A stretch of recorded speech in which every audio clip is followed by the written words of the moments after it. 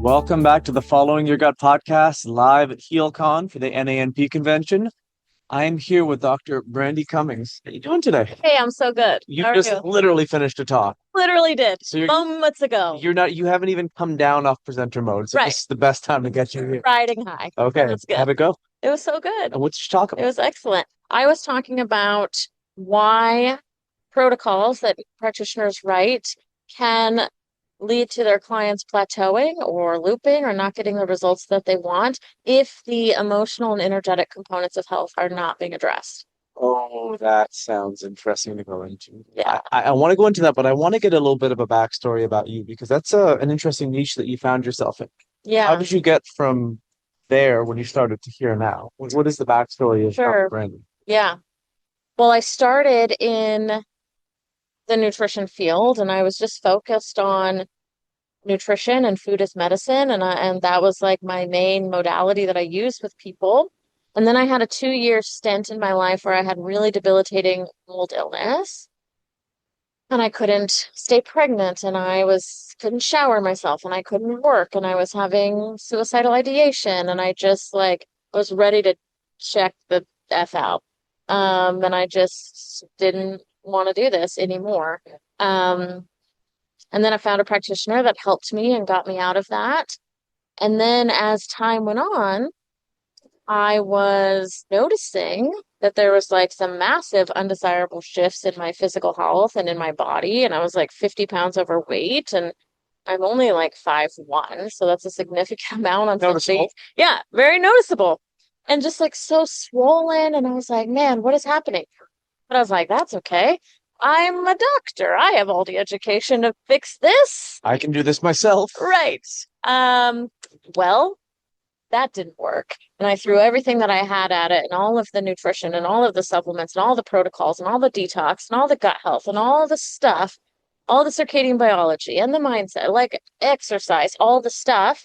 And nothing moved the needle until I realized and connected the dots that all of this that my body was hanging on to was really all emotional inflammation that was created because for 31 years of my life, I never knew what it felt like to actually feel safe because of very significant sexual trauma that I endured as a child from my grandfather. Wow. When I connected those dots of all of these unresolved negative emotions of sadness and anger and fear and shame and guilt, and how my body was trying to send me a message so that those negative emotions could get resolution.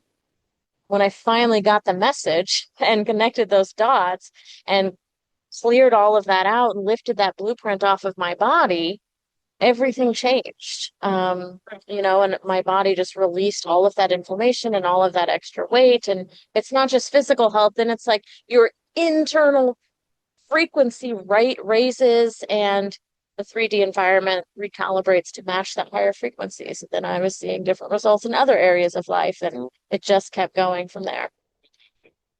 That is many things. One, it is Do what you will with incredible. that. I do it. Yeah, we're done. I have nothing else to say here. So not only is that music to my ears because my background was in exercise and nutrition and functional medicine, and I got deeper into what I had the same realization. It's like all these people have health problems.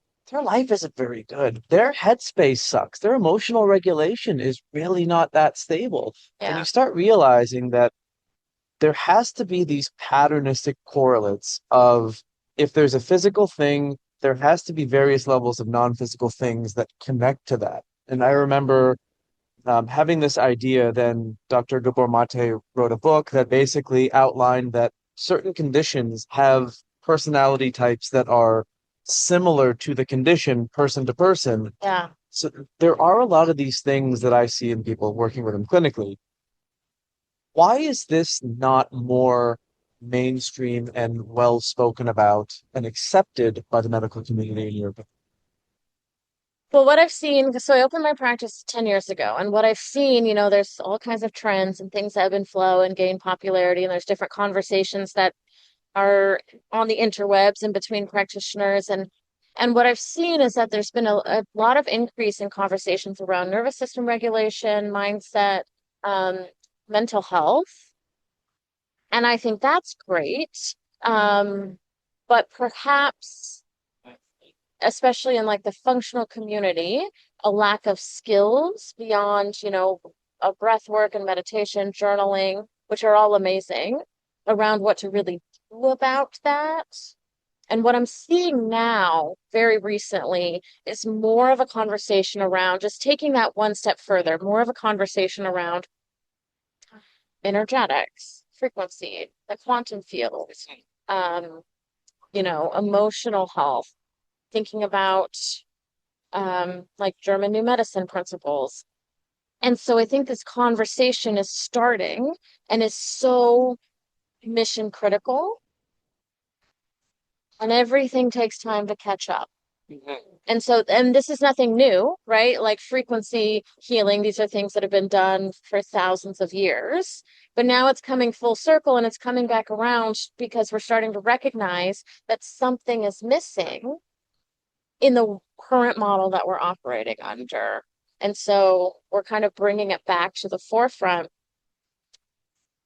And then now we need research. And it's like I don't know if this is current, but it used to be the average time of when a paper was published to when it was in practice in like medical community was 17 years. So then we need research, and then we need funding, and who's going to pay for that? And then it takes time to gain momentum. So what I think is a better approach is more of a grassroots approach, because when people really understand this work and do this work and experience like the magic of it themselves, once you see it, you can't unsee it, and it works so fast. So the more people that are willing to take radical responsibility for the results in their life, quit looking for answers outside of them, look inward, I think that we can gain a lot of momentum and have more of a grassroots approach to this. I think what you said there is critical to understand and also dig into. Anything that becomes accepted research is already theoretically out of date by the Right. time it's been accepted. And in the medical community or even in the health community, in the third dimensional physical realm, it's easy to control variables to some degree so you can have standards. When you're working with someone's frequency field, and I like to demystify these things, right? So a thought can be measured on an EEG. Yeah. An echocardiogram can measure high and low frequencies coming off of the heart. So the Western medical system uses energy medicine for diagnostics, but they'll also say that these woo things don't actually do anything. That's right. They just are using a tool in a very narrow scope. But it's hard to get diagnostics that are sensitive enough to measure subtle energies. Yeah. And that's why I think that there's this pushback because people can't believe something they can't see, hold, feel, and latch onto. But I have an old mentor who always used to say, thoughts are things, feelings are things. Yeah. You can't discount them. Yeah. You got someone walking around who has digestive issues, joint pain, whatever the physiologic presentations are, I think the body is the last place they show up. Meaning it's been a psychological, psycho-emotional, energetic disturbance for years. And when the body runs out of bandwidth to compensate or hide it, then the symptom pops up. And then people go chasing the symptom with testing. They try to fix it, only addressing the body, but not realizing that you have to address the whole person if you're really going to be effective. Would you agree with that premise? I would, and I also think that the subconscious mind will do everything it can to communicate with you that there's something under the surface here that needs resolution. But the subconscious mind doesn't speak in English. It speaks in energetics and emotions and physiology. So it will continue to communicate with you, trying to get your attention about things that are out of alignment or where there might be stagnation or dis-ease in the body. And if you don't get the message, it's going to turn up the volume. And this is where like more and more symptoms happen, or people like just start looping, or they stay more and more stuck, or and they just kind of get on this hamster wheel from hell and they don't know how to get off of it. And it's a communication, it's a breakdown in communication between your conscious mind and your subconscious mind. But once you recognize the language that your subconscious mind is speaking, oh, okay, well, now we can translate and do something about this. So let's get into that for a minute. The average person is not taught to communicate with themselves. The Right. average person, I don't want to speak on their behalf, but let's say most people don't understand that the body may have a consciousness that's separate from conscious thought. And let's say emotions are language of the body, symptoms are language of the body. How does someone learn to tap into that, listen to it, Yeah. interpret it, and then know what to do about it? Yeah, That's a lot to ask, but maybe there's some strategies of it is. first step training with training with Right. steps. So I think the first part is I talk about cause and effect a lot. So when people are living in effect, this is living in victimhood mentality. This is blaming others or other circumstances for the results that are in their life. And so blaming their genetics or blaming their terrible relationship with their spouse or blaming the weight of the economy or the way of the ways of the world. Um, and they're looking for answers outside of themselves or making excuses for why they don't have the results that they want because of XYZ external factor. When we are not living in effect and we're living at cause, we're taking radical responsibility for the results in our life. Um, so I think first of all, it's like just trying to bring some awareness to are you there? Are you in effect? How many areas of your life are you in effect? And if you're in effect, then that means that you have results in your life that you are not happy with. And if you have results in your life that you are not happy with, instead of looking outside of yourself for answers or blaming things outside of yourself, taking radical responsibility that you've created this in some way, right? Always. And so this is a message. This is how we start to listen to the messages. It's like, oh, if I have, like, think about a trigger. So if we can cross out the word trigger and replace it with teacher, in my opinion, from my perspective, triggers, things that trigger us, whether it's something really large or whether it's getting cut off in traffic, triggers exist to teach us something. If there wasn't a lesson there for us to learn, then the trigger wouldn't happen, in my opinion. And so just getting more curious about that, stepping back, zooming out a little bit, and noticing and getting curious instead of getting so associated into the trigger or spiraling into the emotion. Um, I think that that's really a first step. And then I would also invite people to bring awareness to their language.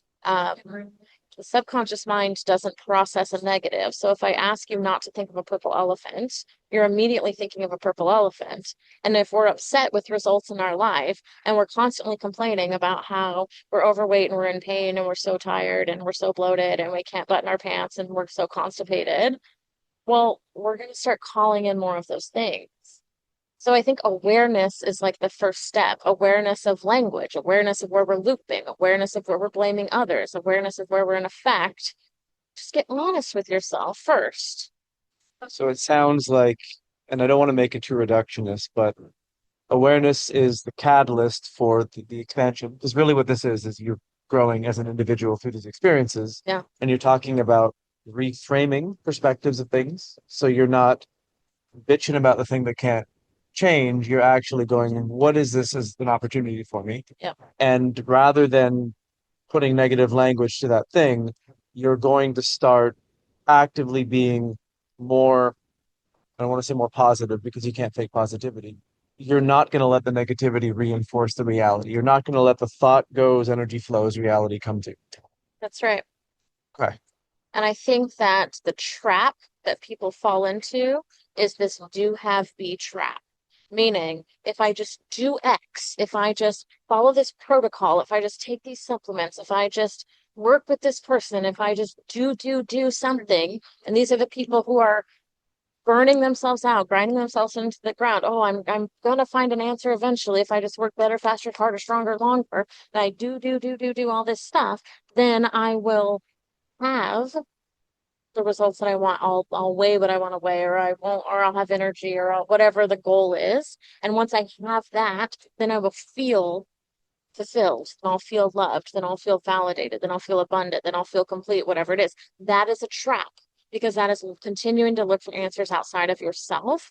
So instead of a do have be trap, we be do have and embodying the version of ourselves that has what we want, making a different decision about what we're going to identify with, what it is we actually want, instead of focusing on what we don't want, then that drives behaviors, which is the doing, and that leads to the results, which is the having. So be do have is the, from my perspective, way more effective than the do have be. Isn't it so interesting that people have such a challenge just being, like, Yeah, not doing much, yeah, like being okay? And I've struggled with this in my past, being an entrepreneur, being someone who's driven. There's these unconscious programs that sometimes operate with us where it's like, oh, I could be advancing something right now. I could be building something more. yeah, Other people aren't resting. Why am I being lazy? yeah, And you're right, to tie it back into something you said, because the nervous system, I believe, is the physical manifestation of what allows us to experience these non-physical things, and it connects the psycho-emotional side to the physical thing. What you wire into your nervous system becomes habituated, and what becomes habituated becomes expected. And it takes work to unwind those things. yeah. So this type A, type B stuff is too reductionistic, but I use it as an example.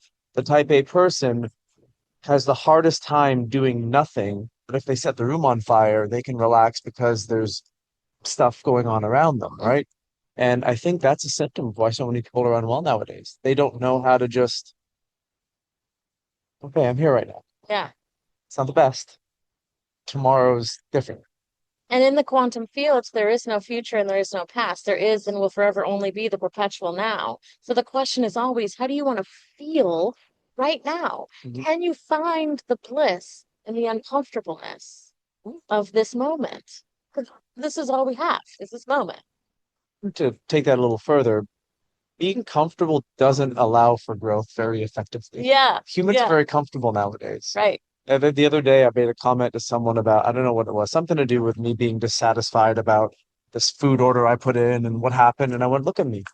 Epitome of first, I'm bitching about something that very few people, relatively speaking, in the world Yeah, get to complain about. right. Just even bringing awareness to that is a practice. So Yeah, I love that we went into that, because the more you go into the depths of working with someone, the more you realize these are the drivers of what really causes people to go out of balance, and they have to be addressed to bring them back in balance. From the awareness piece and the reframing, the becoming awareness of aware of the subconscious mind, what is the next thing that, in your opinion, someone can do actively, practically, to deepen their ability to communicate with themselves? Is that when they need to work with someone? I think, I mean, it's very hard to see the frame when you're in the picture. And so I think it's very helpful to have somebody who is not in the picture, who can help you see the frame, who can help you identify where there might be blocks or there might be patterns or there might be programming that is not in alignment with your highest and best. So that I always think is a good idea to consider. Um, but I also think as far as like next steps for communicating and getting back into rapport with yourself is getting really honest with yourself. And then also thinking about, to me, it's always about the lessons and the learnings. There's always a message within the mess. There's always a gift from the garbage. There's always gold to be alchemized and harvested from the situation. So if you can, I don't know if you know who like Daryl, like Bashar is, or Yeah, you follow him. So I know who he is. yeah, Chania. yeah. So he talks a lot about like when you expect and you walk through life as if everything is happening for you and everything's a gift, then you're going to live your life just constantly opening presents, which is such a good perspective. Um, but we can start to think about how everything is happening for us. And I think that going back to the triggers piece, I think that that's like the next step of like, where are you triggered? And can you get curious about the lessons and the learnings and the opportunity for growth and change and the wisdom from those triggers? And literally ask yourself. So, one technique that I really like to do Like, let's say you have a trigger and um, let's say it was like a fight that you had with your spouse, and you can visualize the picture of that. And what you can do is like I'll like turn the picture black and white and I'll shrink the picture down and I'll imagine throwing it across the room. So now it's like a postage stamp and it's way over there. And I'm looking at it from this perspective and I'm asking myself, what can I learn? And from this perspective, it'll take out the emotional charge so you can be a little bit more neutral and you can get the lessons and the learnings and say them out loud and write them down. Because when you get the lessons and the learnings, your subconscious mind gets resolution and it will neutralize the trigger. And you can even test it. You can pull the picture back up, zoom, make it larger, and turn it back into color and notice what you notice and how it's different. And the charge will be gone. And I think that that is such the biggest gift is our triggers throughout life. And it could be like you lost your job. Well, that's very triggering. It could be, like I said, like a fight. It could be somebody cutting you off in traffic. From my perspective, the trigger wouldn't be there if there wasn't a lesson. So can you get curious enough to figure out what the lesson is? Think about it. Everything that you're putting forth is an opportunity to upgrade you. Yeah, And I don't want to make it sound like you always have to look for the things that need upgrades because I think in self-development, people can fall into the trap of what's the next thing that's wrong with me yeah, that I got to work on. But uh-huh, if you don't have that thing that's a trigger, you spend more time in your center and you're in peace and more balance, whatever that means to someone. And you're not being influenced by things outside of you that insidiously become part of the right. problem that manifests. And when you're in flow like that, when you're in a place of like detachment and just peace and flow. And when you're not operating from a place of lack, which is a whole other thing, I think when we're operating from a place of what I would call like the shadow ego, we're acting in a way that's not in alignment with our highest and best. And how do we know we're in our shadow ego? Anytime there's any behavior that's coming from a place of lack, attachment, or control. And the negative emotions that go with lack, attachment, and control, respectively, are sadness, anger, and fear. Um, and so thinking about when we can operate from a place that's not in ego, where we're not stuck in ego, and be in flow and detach and have peace and like an inner standing, that's when you get everything that you want because that state is so magnetic. It's an alpha theta brainwave state too, which Yeah. you don't just communicate with the universe, you like imbibe it. Right. It's very, very powerful. That flow state is what people train their entire lives to be able Yeah. to get to. And imagine living there all the time. Right. Yeah. I'm just also realizing the beautiful synchronicity of this podcast being called Following Your Gut. And you're literally teaching people how to follow their own guts Right. because those little colloquial sayings wouldn't be something if they weren't part of our realities, That's right? right. It's like trust your intuition, follow your gut. What does that mean? Yeah. What are you saying to you? Right. How are you trying to communicate with yourself? So I love that you've given people step-by-step aspects because you're not taught this in school. Right. You're not taught this by maybe your parents taught you. Mine didn't. Yeah. It's more like, follow the Yeah. thing. You let something else decide for you. I want to shift gears on you because I have two things that I really want to ask. Okay. You were more based in biochemical sciences and Yeah. nutrition. Yeah. How do you merge that world with the work that you're talking about right now? Is there a place for that in someone's practice as a holistic approach, or do you think that you need to pick either or? I don't. I think it's just a shift in order of operations. So now I do all of the emotional, energetic, subconscious work first, because I find when we do that first, then everything on what I call the physical plane in the conscious mind works better, faster. So we do the emotional, energetic work first, and then, of course, like we're going to optimize what's in our 3D, the food, the supplements. So I just do that next. Gotcha. And in that practice, are you seeing any specific trends that are really common that people are struggling with nowadays? Like, are there patterns, certain conditions really being prevalent that I'm assuming you have a more female-based clientele practice? I do. Are there things that you're seeing that you think people should become aware of? So I find a huge emotional correlation with chronic pain. And usually there's some type of repressed or rejected emotion with chronic pain. Again, the subconscious trying to get your attention, just can't communicate in English. It's trying to get your attention. So that's a big trend that I'm finding. And then also in like the chronic illness space, so thinking more about like mold, Lyme, heavy toxic burden, heavy metals, co-infections, other chronic infections, parasitic load, thinking about that kind of realm. When I think about people who are having issues with that, it's because there's a loss of tolerance, there's a loss of resiliency there, there's an increase in sensitivity. Okay, well, what could drive that from an emotional standpoint?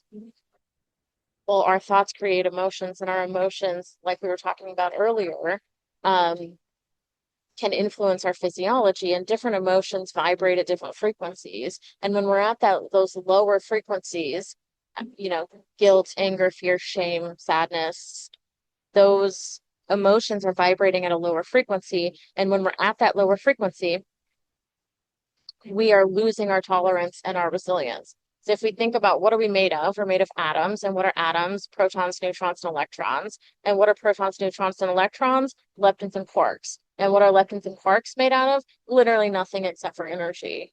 Vibrating, oscillating energy fields, yeah. That's right. Void space and little fields in between. That's right. Yeah. And so I see a big correlation there, like in that kind of chronic environmental bed space and the negative emotions. Specifically, what I see most often is a lot of, like I said, those emotions associated with operating from the shadow side of the ego, sadness, anger, and fear. And when you say ego, could you quickly define how you're presenting that word just so people are following? Yeah, because there's lots of definitions. So when I think about the ego is how we interact with the 3D world, which is very helpful. Yeah. We need that. So when I try to delineate into the shadow side of the ego, what I'm really talking about is behaviors that are coming from a place of lack attachment and control. Because when we're in that place of lack attachment or control, from my perspective, we are seeing ourselves in a way that God, source, the universe, does not see us. We are not acting in alignment with our higher self, with our, capital S self, in alignment with our highest and best. Because the ego is trying to make sure we survive this 3D world.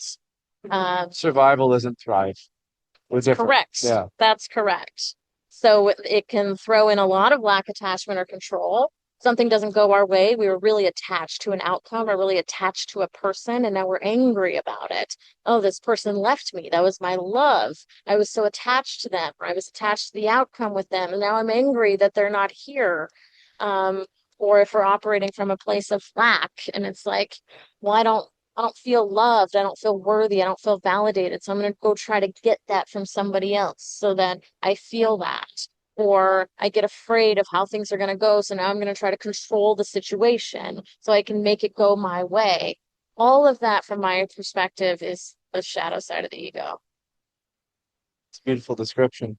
And most people, you're saying, if not all people, especially if you're dealing with something chronic in nature, health-wise, that's where they're operating from and they don't even know.